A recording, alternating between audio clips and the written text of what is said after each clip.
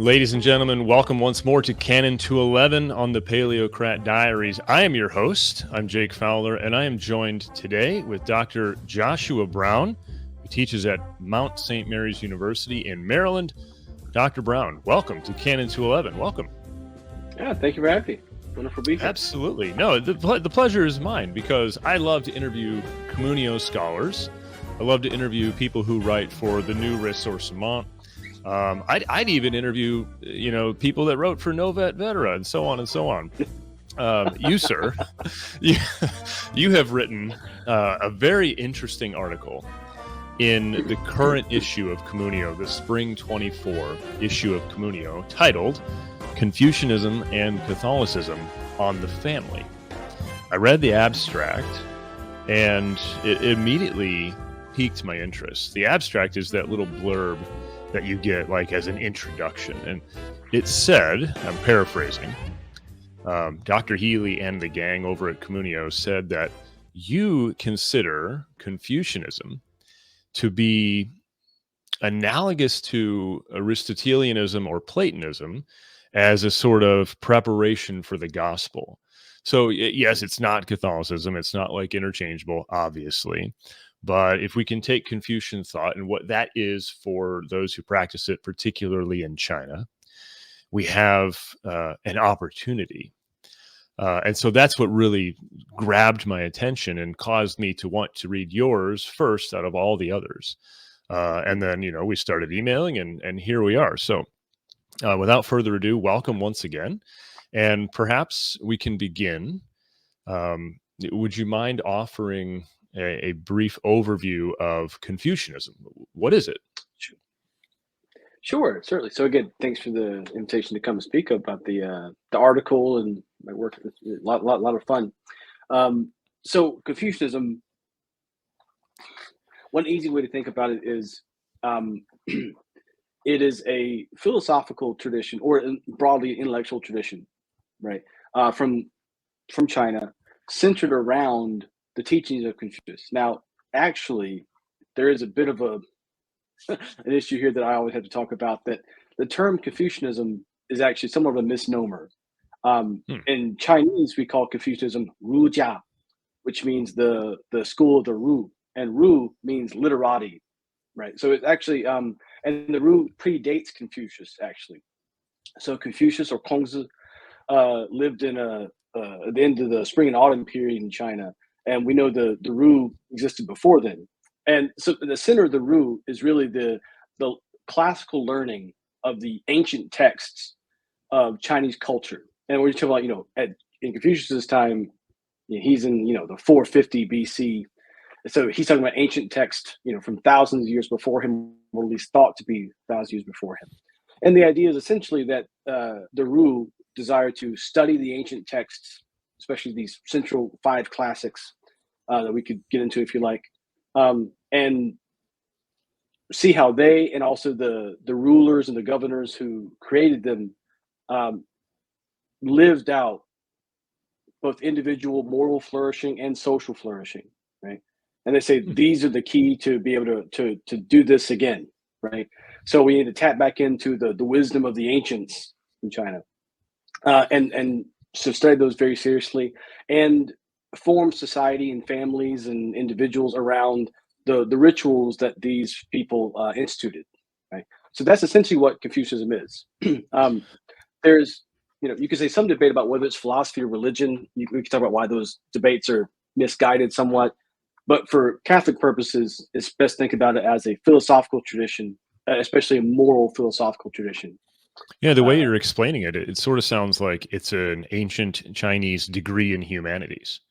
Like they would read their own classics and study and be familiar with, the tales from long ago, and then implement them. It seems very, very similar to reading Greek and Roman literature, European literature and medieval philosophy and all these things, and then trying to chart a life based on those principles. So that, for one, I think that sounds really, really neat, really, and very Catholic as well, because it seems like it's emphasizing the received tradition. So Yes. Yeah. I appreciate that very much. So thanks for that explanation. Mhm. What in particular led you to want to? And I think again, this is something that the Confucians have tapped Mm, into in the yeah. past. That notion of your place in the family is one of fundamental receptivity. Yeah. Um, can you maybe speak to how the authentic Catholic tradition regarding reception of Mm. grace, of being from your parents, how Confucianism can help us to draw this out and use it against modern secular worldviews? Well, okay. So to answer that, first, I could say, kind of piggybacking on the previous things you just mentioned there. Um, one thing I think the Confucianists can help you do is to help Catholics, because you mentioned that it makes sense from a secular perspective, right? And in a strict sense, I mean, Confucianism is a secular tradition. It doesn't have the order of grace. It's not a revealed, doesn't even claim a revealed tradition, right?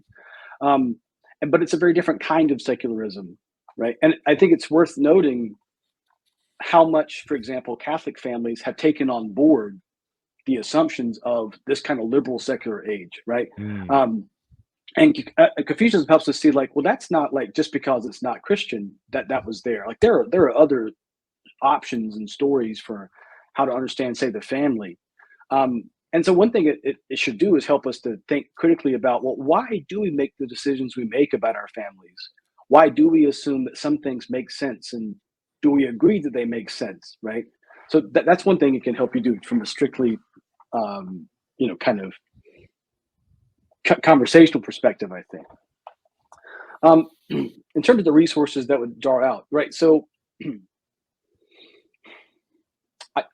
for example, I have again, I talk about my own work because no one else is really writing on this in the Western traditions that much. trailblazer. So, yeah, all three people who read it, it's great. No, okay, um, but I have a book coming out in November. Called Aquinas and the Chinese Masters, where I do this thing with Aquinas a little bit. And one thing I look there is Matthew 8:20 through 21, where Jesus talks about let the dead bury the dead, right? Um, and I think that's often, at least I was raised Southern Baptist, not Catholic, right? And so that's a slanted perspective, suppose.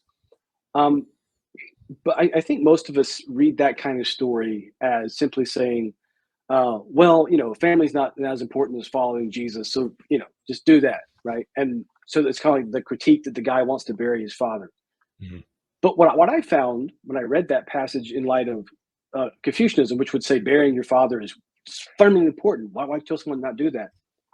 You realize that, like, Aquinas actually has a very sophisticated account of the virtue of burying your father, right? He thinks it's really important that the guy wanted to bury his father, and in fact made him more virtuous than other characters in that section of Matthew, right?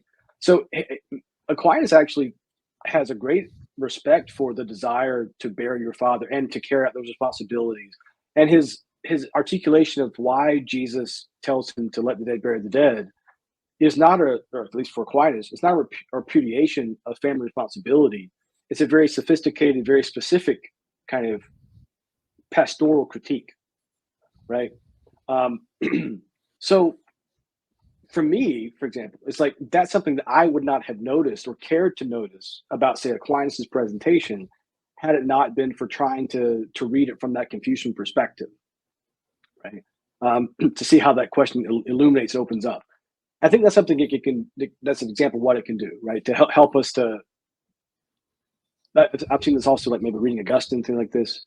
Um, you notice that actually the answers to questions they have more capacities to even recognize they have, right?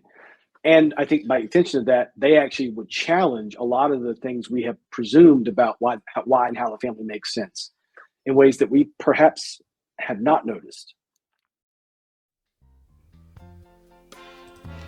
Ladies and gents, the preview is over. To watch the full video, Go to canon211.locals.com and become a member, become a supporter, get access to exclusive content, stay in touch with the Canon 211 community. Well, that's it for today. Never give up. Keep on smiling. And memento mori. Cheers.